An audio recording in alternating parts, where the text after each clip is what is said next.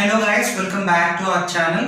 Previously మనం NCERT class 10 geographyలో 3 chapters complete చేస్తున్నామండి. ఒకవేళ మీరు న్యూ టు దిస్ ఛానల్ అయితే మన ఛానల్లో హోమ్ తర్వాత వీడియోస్ తర్వాత ప్లేలిస్ట్స్ అని కనబడుతుంది.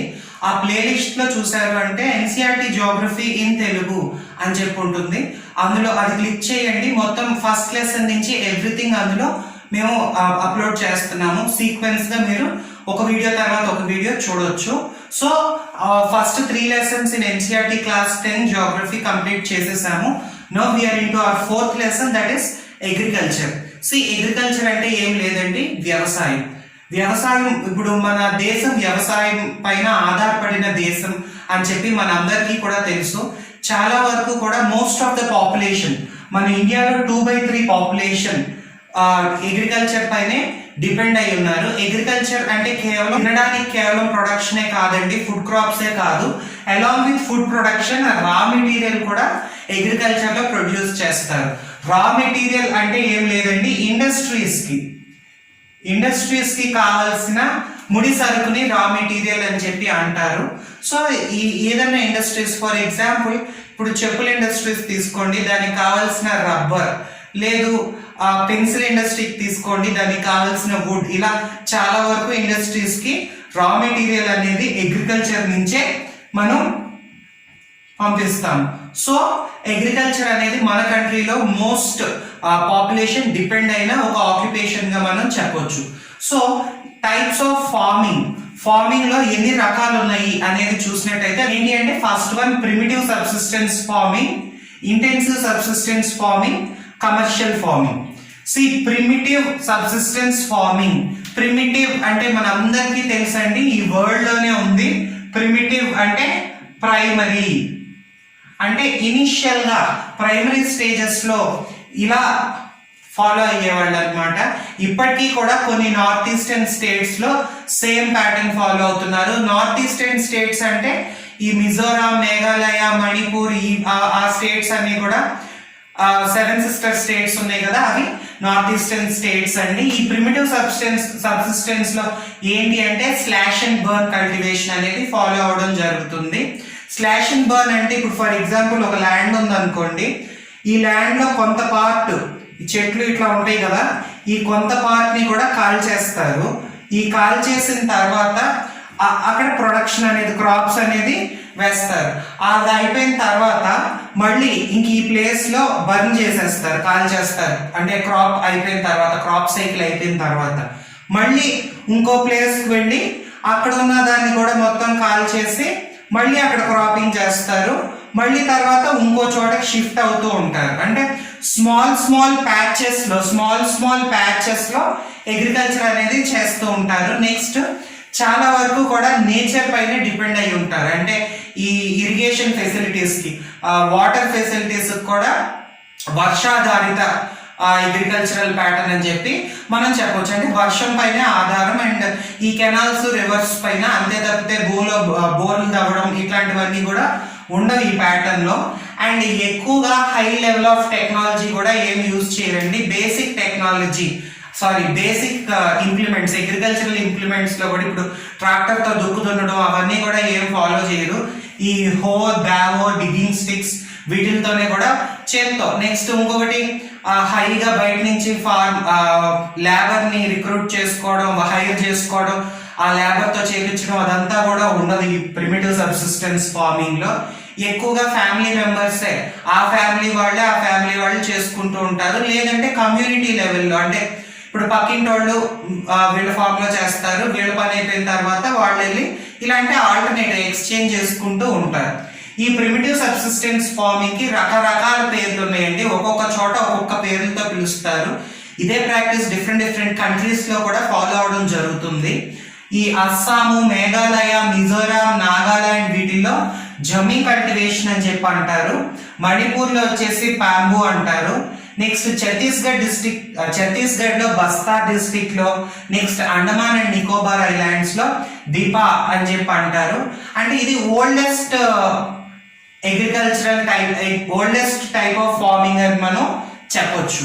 Next intensive subsistence farming.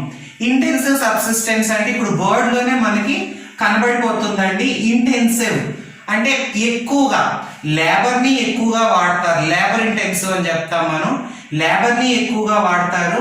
Next biochemical and high irrigation అంటే ఇప్పుడు న్యాచురల్ ఫెర్టిలైజర్స్ ఉంటాయి చూసారా, ఈ గోమూత్రం అవనివ్వండి, ఇలాంటివన్నీ కూడా ఎరువులు అవి యూజ్ చేయడం. నెక్స్ట్ హై ఇరిగేషన్, వాటర్ని ఎక్కువగా వాటర్ పైన డిపెండ్ అవ్వడం జరుగుతుంది. నెక్స్ట్ ఇందులో ఏంటి అంటే రైట్ ఆఫ్ ఇన్హెరిటెన్స్, మనకున్న రైట్స్ లో రైట్ ఆఫ్ ఇన్హెరిటెన్స్ అంటే పేరెంట్స్ నుంచి ఆ ల్యాండ్ అనేది ఒకరి తర్వాత ఒకరికి ఫ్యామిలీలో ఇన్హెరిట్ అవుతూ ఉంటుంది. సో ఇప్పుడు ఫస్ట్ ఒక ఫ్యామిలీ ఉందండి, ఇద్దరు వైఫ్ అండ్ హస్బెండ్, వాళ్ళకి 4 పిల్లలు ఉన్నారు అనుకోండి. ఏమవుతుంది, ఆ ఉన్న 1 ఎకరా 2 ఎకరాల భూమే ఈ 4 పంచుకోవాల్సి వస్తుంది. మళ్ళీ తర్వాత ఈ ఒక్కొక్కరికి 3 2 ఇలా ఉండడం వల్ల ఈ చిన్న బిట్ ఆఫ్ ల్యాండే చాలా మందికి పార్ట్స్ గా డివైడ్ అయిపోతూ ఉంటుంది. ఇన్ని పార్ట్స్ డివైడ్ అయిపోవడం వల్ల ఏమవుతుందంటే కాస్ట్లీ అయిపోద్ది. ఇప్పుడు కేజీలుగా బల్క్గా కొనుక్కుంటే మనకి రేట్ ఒకలా ఉంటుంది. ఫెర్టిలైజర్స్ అవనివ్వండి, లేదంటే సీడ్స్ అవనివ్వండి, ఏదైనా కూడా బల్క్గా కొనుక్కుంటే ఒకలా ఉంటుంది. అదే 1 2 తక్కువ మొత్తాన్ని కొనుక్కుంటే కాస్ట్ అనేది మనకి ఎక్కువ అవుతుంది. సో ఇటు కాస్ట్ పెరుగుతుంది అండ్ అంత ప్రాఫిటబుల్ కూడా కాదు. ఈ ఒక్క ఫ్యామిలీ డిపెండ్ అయ్యి హ్యాపీగా సర్వైవ్ అవ్వగలుగుతారు. బట్ ఈ 4 ఫ్యామిలీస్ దీనిపైన డిపెండ్ అయ్యారు అని అంటే ఖచ్చితంగా ఎకనామికల్ గా, మనీ వైజ్, ఫినాన్షియల్ గా కూడా వాళ్ళు వెనకబడడం అనేది జరుగుతుంది. ఈ వెనకబడడం ఏమవుతుంది, స్లోగా పవర్టీ లెవెల్స్ లోకి వెళ్ళిపోతారు. అంటే ఆ ఫార్మ్ ల్యాండ్ అనేది చాలా మందికి షేర్ అయిపోవడం వల్ల ఈ ఎకనామిక్ కండిషన్స్ అనేది తగ్గుతుంది. నెక్స్ట్ వేరే వాటి మీద వీళ్ళు డిపెండ్ అయితే, అంటే ఫార్మింగే కాకుండా ఫార్మింగ్ రిలేటెడ్ యాక్టివిటీస్ లేదా ఇంకేదైనా పనుల మీద డిపెండ్ అయితే ఆ ఉన్న వాళ్ళకి ప్రాఫిటబుల్ అవుద్ది. But due to lack of employment opportunities or due to lack of knowledge అందరూ కూడా ఈ బిట్ మీదే డిపెండ్ అవ్వడం. నెక్స్ట్ ఈ బిట్ పైనే ఎక్కువ ప్రొడక్షన్ తెచ్చేయాలి అని చెప్పి ఎక్కువ నీళ్లు ఉపయోగించడం, ఎక్కువ కాస్ట్ పెట్టడం. అంటే ఇప్పుడు ప్రొడక్షన్ కి ఒక క్రాప్ ని ప్రొడ్యూస్ చేయడానికి చాలా కాస్ట్ అనేది పెట్టడం జరుగుతుంది. నెక్స్ట్ కమర్షియల్ ఫార్మింగ్ అంటే ఏం లేదండి, అంటే ఆ పంటల్ని వాళ్ళ ఇంట్లో తినడానికి మాత్రమే కాకుండా ఇప్పుడు ఈ రెండిట్లో కూడా వాళ్ళు పండించుకున్నది కొంతవరకు వాళ్ళ ఇంట్లో తినడానికి పండించుకొని మిగతా ప్రొడ్యూస్ అనేది వాళ్ళు అమ్ముకోవడానికి ఉపయోగించుకుంటారు. బట్ ఇక్కడ కమర్షియల్ ఫార్మింగ్ లో ఏంటి అంటే మాక్సిమం ఆ ప్రొడ్యూస్ అనేది కమర్షియల్ గా బయట అమ్ముకోవడానికే ఆ కమర్షియల్ ప్రొడక్షన్ అనేది చేస్తారు. నెక్స్ట్ ఇందులో ఎక్కువగా మోడర్న్ ఇన్పుట్స్ అనేది యూజ్ చేస్తారు. అంటే ట్రాక్టర్లు అవనివ్వండి, మోడర్న్ టెక్నాలజికల్ ఇంప్లిమెంట్స్ అవనివ్వండి, next HYV seeds, high yielding variety seeds అంటే మంచి విత్తనాలు, అంటే ఇప్పుడు దేశీ సీడ్స్ కాకుండా హైబ్రిడ్ సీడ్స్ అవి వేయడం వల్ల ప్రొడక్షన్ అనేది స్పీడ్ అవ్వడం, నెక్స్ట్ క్వాంటిటీ ఎక్కువ రావడం అనేది జరుగుతుంది. సో ఈ HYV సీడ్స్ పైన డిపెండ్ అవ్వడం ఇదంతా కూడా కమర్షియల్ ఫార్మింగ్ లో ఒక భాగం అన్నమాట. నెక్స్ట్ కమర్షియల్ ఫార్మింగ్ లో మనం ఏం ఎక్కువగా అబ్జర్వ్ చేస్తామంటే ప్లాంటేషన్స్ ఎక్కువగా అబ్జర్వ్ చేస్తామండి. ప్లాంటేషన్ అంటే ఏం లేదు, ఒకే రకం ఒకే జాతి మొక్కల్ని ఎక్కువ ప్లేస్ ఆఫ్ ల్యాండ్ అంటే వేరే ఎటువంటి పంట లేకుండా ఒకే పంటని మొత్తం ప్లాంటేషన్ అంతా ఒక ఎక్కువ ఏరియాలో వేస్తే దాన్నే ప్లాంటేషన్ అని చెప్పి అంటారు. Tea plantation, rubber plantations, coffee plantations ఇవన్నీ కూడా మనం ఎగ్జాంపుల్ కింద చెప్పొచ్చు. నెక్స్ట్ ఇవి ఎక్కడెక్కడ ఏ ప్లాంటేషన్స్ ఉన్నాయి అవన్నీ కూడా ఫర్దర్ లెసన్ లో మనం చెప్పుకుందాము. ఈ ప్లాంటేషన్స్ ఎక్కువగా కూడా క్యాపిటల్ ఇంటెన్సివ్, క్యాపిటల్ అంటే పెట్టుబడి, చాలా హై ఇన్వెస్ట్మెంట్ అనేది ఎక్కువగా ఉంటుంది ప్లాంటేషన్స్ లో. నెక్స్ట్ మైగ్రెంట్ లేబరర్స్, ఈ లేబర్ వలస కార్మికులు ఉంటారు చూసారా, వాళ్ళని ఎక్కువగా రిక్రూట్ చేసుకుంటారు ఎందుకంటే తక్కువ కాస్ట్ కి వస్తారు అని చెప్పి. అండ్ ఈ ప్లాంటేషన్ లో వచ్చే ప్రొడ్యూస్ అనేది చాలా వరకు కూడా వేరే ఇండస్ట్రీస్ కి రా మెటీరియల్ గా సెండ్ చేయడానికి ఉపయోగిస్తూ ఉంటారు. అండ్ ఈ ప్లాంటేషన్స్ బాగా సక్సెస్ అవ్వాలి అని అంటే సరైన ట్రాన్స్పోర్టేషన్ ఫెసిలిటీ ఉండాలి. ట్రాన్స్పోర్టేషన్ లేదనుకోండి, ఆ ప్రొడక్ట్ ని ఒక చోట నుంచి మరో చోటకు పంపించడానికి ఈ కనెక్టివిటీ అనేది లేకుండా అది హై కాస్ట్ అయిపోతుంది. నెక్స్ట్ ఇండస్ట్రీస్ ఉండాలి, అంటే మనం ప్రొడ్యూస్ చేసింది మనకు ఏదైతే వచ్చిందో అది అమ్ముకోవడానికి సరైన ఇండస్ట్రీస్ ఉండాలి. అండ్ మార్కెటింగ్ ఉండాలి. మార్కెటింగ్ అంటే ఇప్పుడు హై రీజనబుల్ రేట్కి అమ్ముకోగలిగే మార్కెటింగ్ స్కిల్స్ అనేది ఉండాలి. సో ఇప్పుడు మనం క్రాపింగ్ ప్యాటర్న్ గురించి చూద్దాం. క్రాపింగ్ ప్యాటర్న్ అంటే ఏం లేదండి, ఒక్కొక్క ప్లేస్లో ఒక్కొక్క వాతావరణ పరిస్థితులను బట్టి ఒక్కొక్కసారి విత్తనాలు నాటడం, ఒక్కొక్కసారి హార్వెస్ట్ చేయడం ఇలా జరుగుతూ ఉంటుంది. దాన్ని బట్టి ఈ క్రాపింగ్ ప్యాటర్న్, ఈ సైకిల్స్ని, ఈ ప్యాటర్న్స్ని 3 ప్యాటర్న్స్గా డివైడ్ చేయడం జరిగింది. First one is rabi, kharif, zaid. ఈ వీటిల్లో ఏంటి అంటే ఫస్ట్ రబీ చూద్దామండి. దీనిలో ఫస్ట్ విత్తనం నాటేది అనేది ఎక్కువగా వింటర్లో చేస్తారు.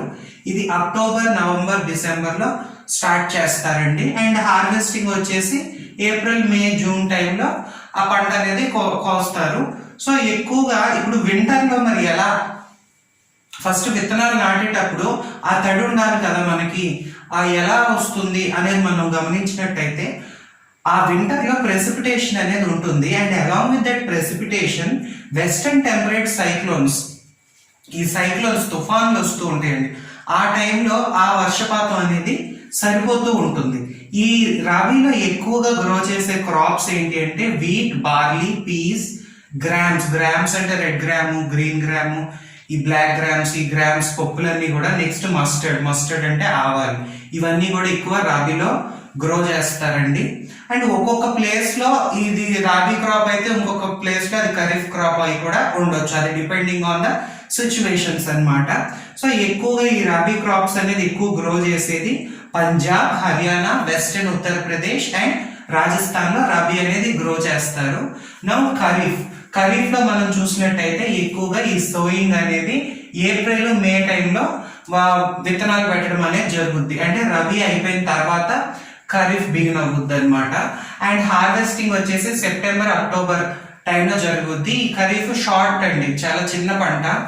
అండ్ ఎక్కువగా ఇందులో ప్యాడీ, మెయిజ్, జోవర్, బాజ్రా, ఈ dals, cotton, jute, soyas, groundnut ఇవన్నీ కూడా ఖరీఫ్ సీజన్ లో గ్రో చేస్తారు. ఇప్పుడు మనకు కూడా తెలుసు ఈ రబీలో మనకి ఫర్ ఎగ్జాంపుల్ ప్యాడీ, ధాన్యం పండించామనుకోండి, ఏమంటే ధాన్యం కోత కోసేసిన వెంటనే అందులో మినువులు జల్లుతారు. ఎందుకంటే అది షార్ట్ టైం, 3 months లో చేతికి వచ్చేస్తుంది కాబట్టి. అంటే ఈ ప్యాడీని మనం మన ప్రాంతాల్లో రబీ అని చెప్పొచ్చు. ఆ మినువులు ఏదైతే నాటుతున్నామో అవి ఖరీఫ్ క్రాప్స్ అన్నమాట. ఇవి ఎక్కువగా చాలా వరకు ఈ ఖరీఫ్, రబీ అనేది సైమల్టేనియస్ గా చాలా వరకు వాటర్ రిచ్ ఏరియాస్ లో ఫాలో అవడం జరుగుతుంది. అస్సాం, వెస్ట్ బెంగాల్, ఒరిస్సాలో 3 క్రాప్స్ అనేది 3 సార్లు క్రాపింగ్ అనేది తీస్తారండి. ఒక సంవత్సరంలో 3 పంటలు తీస్తారు. వాటిని ఏమంటారంటే ఔస్, అమన్, బోరో ఇలా అంటారు. నెక్స్ట్ ఇంకో క్రాపింగ్ ప్యాటర్న్ వచ్చేసి జైడ్ అండి. అంటే ఈ రెండు కూడా కాదు, ఈ జైడ్ ప్యాటర్న్ ఏంటి అంటే సమ్మర్ లో మార్చి, ఏప్రిల్, మే టైంలో విత్తనాలు పెట్టడం అనేది జరుగుతుంది. ఇది కంప్లీట్ గా ఇయర్ మొత్తం ఉంటే గానీ మన చేతికి రాదు. ఇవేంటంటే అది 6 నెలల్లో, అది 3 నెలల్లో పంట మన చేతికి వచ్చేస్తుంది. ఈ జైడ్ టైప్ ఆఫ్ క్రాపింగ్ ప్యాటర్న్ ఏంటి అంటే సంవత్సరం పొడుగుతా అది క్రాపింగ్ జరుగుతుంది. అంటే వెజిటేబుల్స్ తీసుకోవచ్చు, లేదా ఫ్రూట్స్ తీసుకోవచ్చు, ఇంకా melons, watermelon, muskmelon, cucumber, తీగజాతులు ఉంటాయి చూసారా, ఇవన్నీ. నెక్స్ట్ కొన్ని ఫ్లవర్స్ అండ్ ఫ్రూట్స్, ఇవన్నీ కూడా ఈ జైడ్ వెరైటీ కింద మనం చెప్పొచ్చు. అంతేకాకుండా ఫాడర్ ప్లాంట్స్, ఫాడర్ కోసం అంటే ఈ జంతువులు మేత కోసం ఉపయోగించే క్రాప్స్ కూడా ఈ జైడ్ లోనే మనకి పండించడం అనేది జరుగుతుంది. సో ఇదండి cropping pattern. Next different crops, దానికి కావాల్సిన టెంపరేచర్ ఏంటి, ఎక్కడెక్కడ పెరుగుతాయి, ఇవన్నీ కూడా మనం నెక్స్ట్ వీడియోలో చెప్తాను. వీడియో లెంత్ ఎక్కువైపోయింది అని అంటే మీకు చూడడానికి ఇబ్బందిగా ఉంటుంది కాబట్టి ఈ లెసన్ అనేది 3 parts అండి. పార్ట్ 1 అయిపోయింది. పార్ట్ 2లో క్రాప్స్ చెప్తాను. ఆ తర్వాత థర్డ్ పార్ట్ లో చిన్న కాన్సెప్ట్స్, ఇంపార్టెంట్ కాన్సెప్ట్స్ ఉన్నాయి, అది థర్డ్ పార్ట్ లో కవర్ చేద్దాము. So try to videos complete గా చూడడానికి ట్రై చేయండి. అప్పుడే మీకు క్లారిటీ అనేది వస్తుంది. మీకు ఈ వీడియో నచ్చినట్లయితే మీ ఫ్రెండ్స్ తో షేర్ చేయండి, లైక్ చేయండి, కామెంట్ చేయండి. ఏమైనా డౌట్స్ ఉంటే don't forget to subscribe if you are new to the channel. Thank you for watching.